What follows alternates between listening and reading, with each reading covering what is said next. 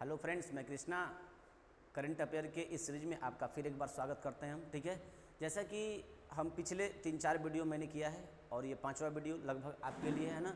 अप्रैल महीना की सीरीज हम लेके चल रहे हैं और देखिए, ध्यान दीजिएगा। समय कराए किन दो भारतीय महिला पहलवान ने टोक्यो ओलंपिक के लिए एक क्वालिफाई किया है। टोक्यो ओलंपिक के लिए, जो कि आपको पता है कि टोक्यो ओलंपिक अभी होने वाला है ना। किन दो भारतीय महिला पहलवान ने टोक्यो ओलंपिक के लिए क्वालिफाई किया है, ठीक है ना। तो आंसर इसका होगा सोनम मलिक। बात को समझिएगा, है ना।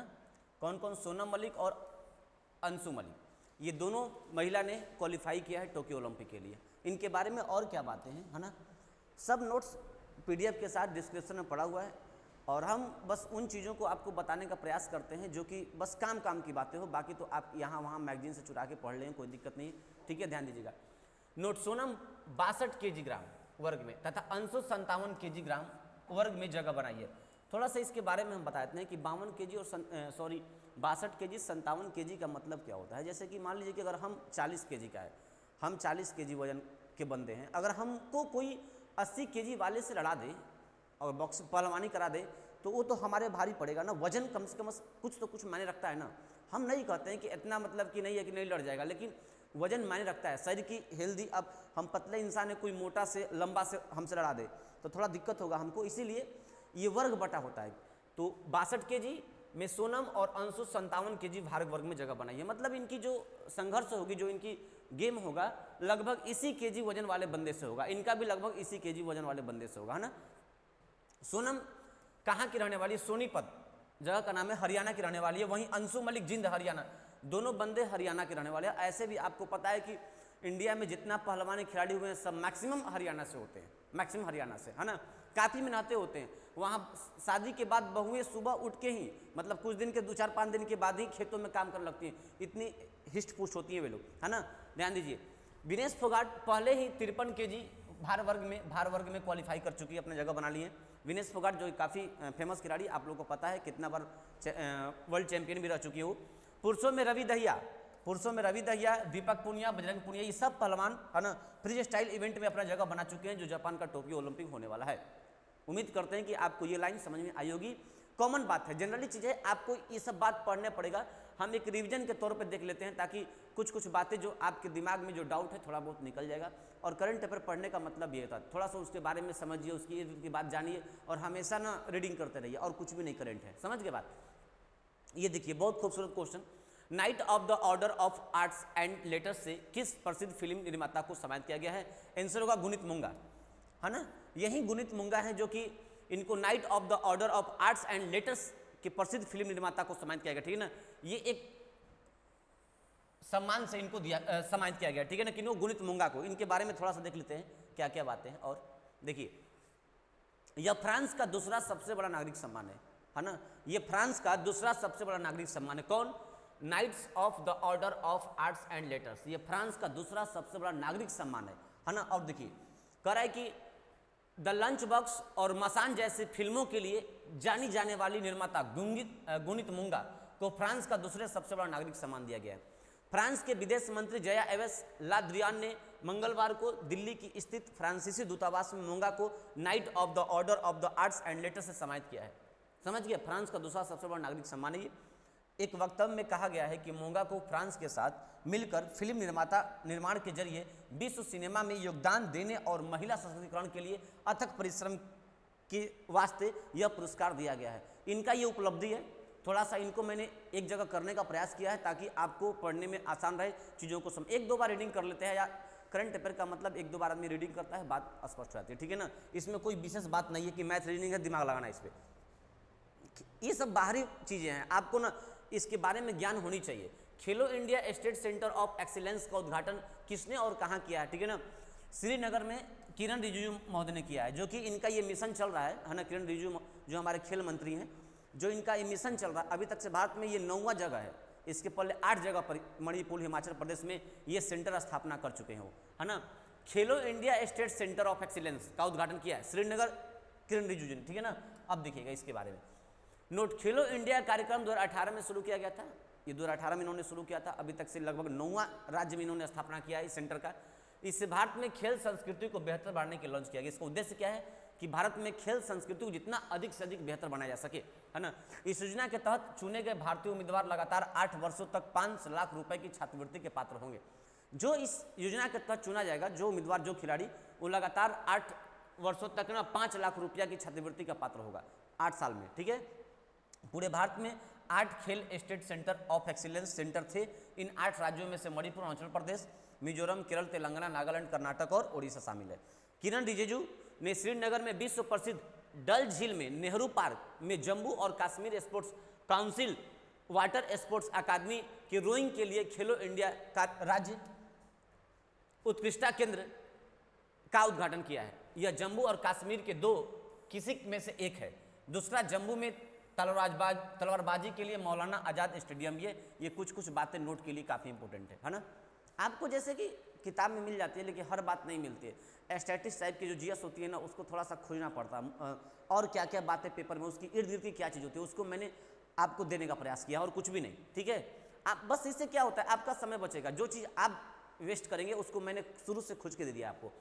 सांस्कृतिक शिक्षा शिक्षण ऐप लिटिल गुरु किस देश में लॉन्च किया गया, ठीक है ना। बहुत बढ़िया क्वेश्चन है। बांग्लादेश में। ये कौन लॉन्च किया है देख लीजिए इसके बारे में। और नोट 12 अप्रैल को भारत के उच्च आयोग के इंदिरा गांधी सांस्कृतिक केंद्र ने बांग्लादेश में एक संस्कृति लर्निंग ऐप लॉन्च किया है। एक संस्कृत लर्निंग ऐप लॉन्च किया है, ठीक है ना। बहुत बढ़िया। यह संस्कृत लर्निंग ऐप भारतीय सांस्कृतिक संबंध परिषद, दुनिया भर के छात्रों, धार्मिक विद्वान, वैज्ञानिक और इतिहासकारों के बीच संस्कृत भाषा को बढ़ावा देने के लिए चलाई जा रही है। यह अभियान का हिस्सा है, समझ गए। इस लाइन का मतलब क्या है, इसका उद्देश्य क्या है। हो सकता है कि आप समझदार हैं, कंपटीशन के बच्चे हैं, लाइन से आपको ये बात पता चल जाएगी। होता क्या है ना कि कोई आदमी बोलता है, अगर सामने वाला सुनता है तो बात अच्छी से याद होती है। हम यही उम्मीद के साथ आपको बोलने का प्रयास करते हैं, वरना पीडीएफ नहीं दे दी होती आपको जी। जहाँ समझाने योग्य होती है वहाँ हम खुद समझाते हैं। देखिए यहाँ पे भारतीय सांस्कृतिक संबंध परिषद भारत सरकार का एक स्वायत्त संगठन है। इसकी स्थापना 9 अप्रैल 1950 को की गई थी। अगला क्वेश्चन, इसकी स्थापना भारत के पहले शिक्षा मंत्री मौलाना अबुल कलाम आजाद द्वारा की गई थी, समझ गए। अब देखिए संगठन की स्थापना अन्य देशों के साथ सांस्कृतिक आदान प्रदान के लिए की गई थी। वर्तमान में भारतीय सांस्कृतिक संबंध परिषद के अध्यक्ष कौन है, विनय सहस्त्रबुद्धे हैं। बहुत इंपॉर्टेंट लाइन है ना। सांस्कृतिक संबंधी लेन देन का मतलब ये होता है कि जैसे हमारी भारत की सभ्यता संस्कृति कुछ और है, बांग्लादेश में कुछ और है, पाकिस्तान में कुछ और है, श्रीलंका में कुछ और है, तो आपस में आदमी एक दूसरे को जानने का प्रयास करता है सभ्यता और संस्कृति के माध्यम से, ठीक है।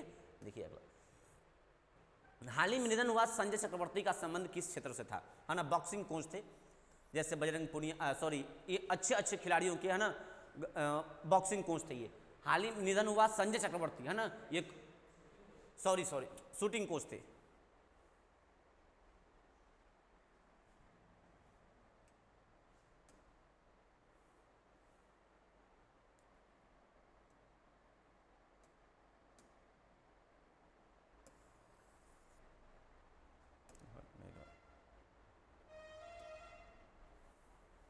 देखिए अब सॉरी शूटिंग कोच थे, ठीक है ना। ये हाल ही में निधन हुआ संजय चक्रवर्ती का संबंध किस क्षेत्र से, शूटिंग कोच से, है ना। ये अच्छे जो हमारे भारत में फेमस खिलाड़ी हैं, जैसे कि देखिए द्रोणाचार्य पुरस्कार सम्मानित थे ये। संजय ने अभिनव बिंद्रा, शूटिंग में अभिनव बिंद्रा, गगन नारंग जिसका नाम काफ़ी फेमस है, आज ये भारत की हस्ती बने हुए हैं, है ना। अंजलि भागवत जैसे प्रसिद्ध खिलाड़ियों की कोच रहे थे, है ना। संजय चक्रवर्ती जिनका निधन हो चुका है, काफ़ी फेमस थे, आने वाले एग्जाम के लिए बहुत इंपॉर्टेंट है, समझ रहे बात को। अगला क्वेश्चन देखिए, वर्तमान में ऑस्ट्रेलिया के पश्चिमी तट से टकराने वाला उष्णकटिबंधीय चक्रवात का नाम क्या था। चक्रवात क्या होता है आपको पता होगा ज्योग्राफी में, जिसका नाम सिरोजा, है ना। ये अभी वर्तमान में आया हुआ था। ऑस्ट्रेलिया के पश्चिमी तट से टकराने वाला उष्णकटिबंधीय चक्रवात का नाम क्या था, सिरोजा था। चक्रवात के बारे में, चक्रवात क्या होता है, कैसे आता है, इसके बारे में ज्योग्राफी में आपने पढ़ा होगा, नहीं पढ़ा होगा तो कुछ बात अगर आएगी टर्म तो हम बिल्कुल समझा देंगे इसको। अब देखिए यहाँ पे नोट, इस दौरान हवाओं की रफ्तार 170 किलोमीटर प्रति घंटा थी, है ना। 1400 लोगों की आबादी वाले कलबरी शहर, जो कि वहाँ का पर्यटन शहर ऑस्ट्रेलिया का, उसी तट से टकराया था, ठीक है ना। कलबरी शहर के तट से टकराया था ये सिरोजा, समझ गए। ऑस्ट्रेलिया में जो अभी तूफान चक्रवात है तो उसका नाम क्या था, सिरोजा था। इस बात को याद रखिए, करंट के जैसा आप पढ़ने का प्रयास करिए। अब देखिए पद्मश्री सम्मान से सम्मानित योगेश परवीन का निधन हाल ही में हो गया। उनका संबंध किस क्षेत्र से था, उनका संबंध किस क्षेत्र से था, ठीक है ना। तो योगेश परवीन क्या थे, इतिहासकार थे। योगेश परवीन क्या थे, इतिहासकार थे, है ना। काफ़ी फेमस ये कलाकार भी थे। नोट, प्रख्यात इतिहासकार, लेखक और संगीतकार पद्म श्री डॉक्टर योगेश प्रवीण 82 का सोमवार को निधन हो गया, है ना। 2019 में इनको पद्म श्री अवार्ड मिल चुका था। ये ऑल इंडिया लखनऊ रेडियो के साथ लंबे समय तक जुड़े रहे थे। उम्मीद करते हैं कि आपको ये बात है ना, योगेश प्रवीण काफ़ी बहुत बड़े इतिहासकार के रूप में थे। इतने बड़े इतिहासकार थे ना भारत में कि ये ऑल इंडिया रेडियो लखनऊ के साथ इनका जुड़ाव भी था और ये काफ़ी लेखक भी थे, संगीतकार भी थे। पद्म श्री इनको 2019 से मिल चुका था। अब देखिए, संतुलित आहार के संदेश को फैलाने के लिए आहार क्रांति मिशन की शुरुआत किसने की? डॉक्टर हर्षवर्धन ने, है ना। जैसे कि यहाँ पर भारत में सब कुछ है, खाना खाने के लिए है, पीने के लिए पानी भी है, लेकिन किस लोग को, कैसे लोग को कैसा संतुलित आहार चाहिए, इसका जानकारी सबको नहीं हो पाता है। तो गवर्नमेंट सरकार ये कोशिश कर रही है कि हम संतुलित आहार के संदेश को पूरे भारत में फैलाने के लिए उन्होंने आहार क्रांति मिशन शुरुआत किया, जिसका नाम कौन शुरुआत किया? डॉक्टर हर्षवर्धन ने।